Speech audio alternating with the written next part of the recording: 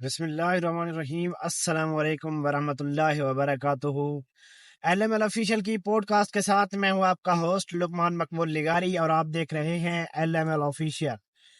ہمارے آج کے اس ویلاگ کا جو موضوع ہے وہ ہے پنجاب حکومت کے بارے میں، کہ حکومت پنجاب کی عوام سے کس طرح ناروا سلوک کر رہی ہے، کہ کس طرح پیش آ رہی ہے، ان پر کس طرح مہنگائی کے پہاڑ توڑ رہی ہے، کس طرح ظلم کر رہی ہے۔ اگر کوئی اٹھتا ہے تو ان کے خلاف کارروائیاں شروع ہو جاتی ہیں۔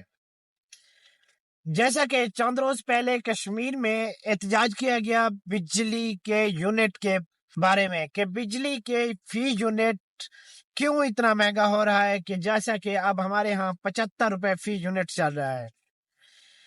قرض حکومت خود لے، وفاق لے یا پنجاب لے، ملک پاکستان کے لیے قرضہ لے عوام کے نام پر آئی ایم ایف سے، اور کھائیں خود، آؤٹ آف کنٹری میں خود لے جا کر اپنے لیے بلڈنگیں بنائیں، اپنے لیے یہ بڑی بڑی بلڈنگیں، بڑے بڑے بزنس بنائیں۔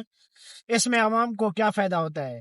کوئی فائدہ نہیں ہوتا۔ سو اس لیے آج میں پنجاب کی عوام سے میرا سوال ہے کہ اگر کشمیر کے لوگ اپنے لیے کھڑے ہو سکتے ہیں، اس مہنگائی کے بارے میں وہ بات کر سکتے ہیں، اپنا فی یونٹ 75 روپے سے لے کر 3 روپے کئی پیسے پہ لا سکتے ہیں اپنے عوامی زور پر، اپنے زور پر کہ حکومت کے خلاف وہ کھڑے ہو سکتے ہیں، تو ہم کیوں نہیں کھڑے ہو سکتے؟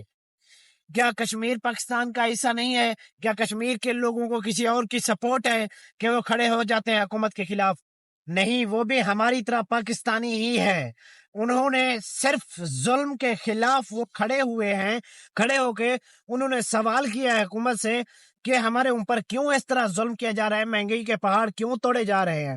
اگر وہ کھڑے ہوئے ہیں، انہوں نے اے سی کو، متعلقہ اسسٹنٹ کمشنر کو مار پیٹ کی ہے، پولیس کے خلاف کھڑے ہوئے ہیں، پتھراؤ ہوا ہے، ڈنڈے وغیرہ لکڑی کا استعمال کیا گیا ہے، تو مطلب انہوں نے مار برداشت کی ہے، دکھ برداشت کیے ہیں، لیکن اپنی بات منوائی ہے۔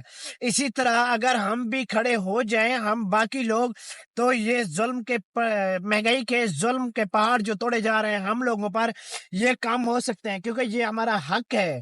قانونی طور پر ہم کھڑے ہو سکتے ہیں، ہم احتجاج کر سکتے ہیں، ہم نکل سکتے ہیں حکومت کے خلاف، کہ اپنے ہمارے اوپر جو ظلم ہو رہا ہے اس ظلم کے خلاف ہم کھڑے ہو سکتے ہیں۔ ہمیں اس چیز کے حق ہے کہ ہم پرامن احتجاج کریں۔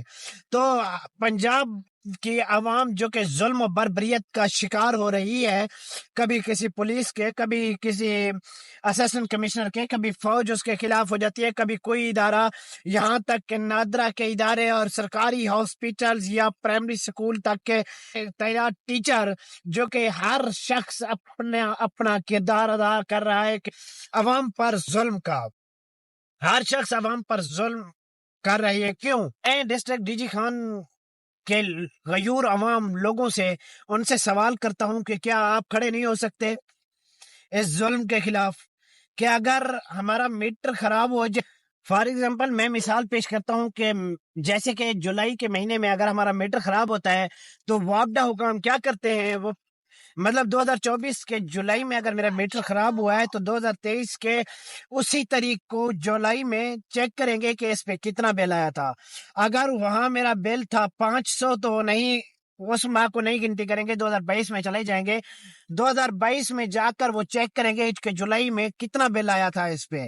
اگر میرے اوپر 24,000 بل آیا تھا تو مزید ٹیکس جمع کر کے، مکس کر کے ٹیکس، تو میرے اوپر بل بھیجیں گے 50,000 کا۔ بھائی 1 سال پہلے والا آپ چیک کیوں نہیں کرتے؟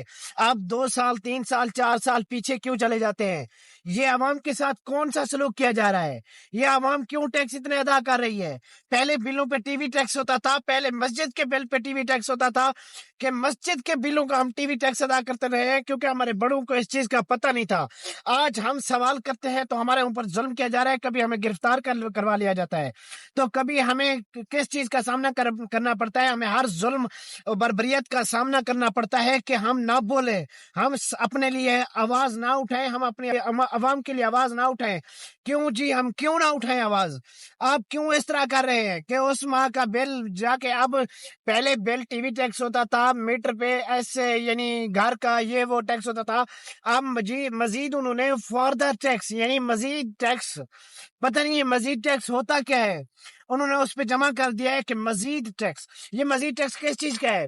سرجری والی سرکار کے آنے کے بعد یہ ٹیکس یہ اپنا ایڈ کیا گیا ہے، اس کی سرجری کے پیسے بھی پورے کیے جا رہے ہیں، دوسری سرجری کے۔ آخر ہے کیا مسئلہ؟ یہ اس کی گاڑی کے ٹائر کے پیسے جمع کیے جا رہے ہیں۔ کیوں کیا جا رہا ہے عوام کے ساتھ اس طرح؟ یہ عوام کے ساتھ کب تک ہوتا رہے گا؟ کب تک آپ لوگ دیکھتے رہیں گے اپنے ساتھ یہ ظلم؟ کیوں اس ظلم کے خلاف کھڑے نہیں ہوتے آپ لوگ؟ مجھے حیرت ہے کہ ہماری عوام چاپلوسی میں لگی ہوئی ہے، کہ چنچا گیریا میں، حالانکہ نوجوان انقلاب لاتے ہیں۔ ہمارے نوجوان آج کل کیا کر رہے ہیں؟ نام ہے پی ٹی آئی کے نام پہ کہ ہم اعلیٰ کیف ہیں، ہم خوددار ہیں، لیکن لگے 24 گھنٹے چاپلوسی پہ، سوشل میڈیا پہ سرداروں کی خوشامد کرتے ہیں دن بھر۔ کیوں کھڑے نہیں ہوتے اپنے لیے؟ سٹینڈ کیوں نہیں لیتے؟ یہ کیا یہ ایک ہی شخص تھا وہ جس نے ہمیں سمجھایا کہ آپ خوددار ہیں، آپ اعلیٰ کیف ہیں، آپ اپنے لیے بول سکتے ہیں؟ آج ہم بولیں تو ہمیں اس کے لیے سزا بھگتنی پڑتی ہے۔ کیوں؟ ہم اس ملک پاکستان کے شہری نہیں ہیں؟ کیا ہم پاکستانی شہری نہیں ہیں؟ کبھی ہمیں پولیس سے بچنے کے لیے یہ ثابت کرنا پڑتا ہے کہ میں فوجی کا بھائی ہوں، فوجی کا کزن ہوں، فوجی کا کوئی رشتہ دار ہوں، اور فوج سے بچنے کے لیے ہمیں یہ کہنا پڑتا ہے کہ میں ایک امریکی شہری ہوں۔ کیا ہم یہی کہیں اب اسی طرح چلیں اس ملک کے پاکستان میں؟ آخر کب تک؟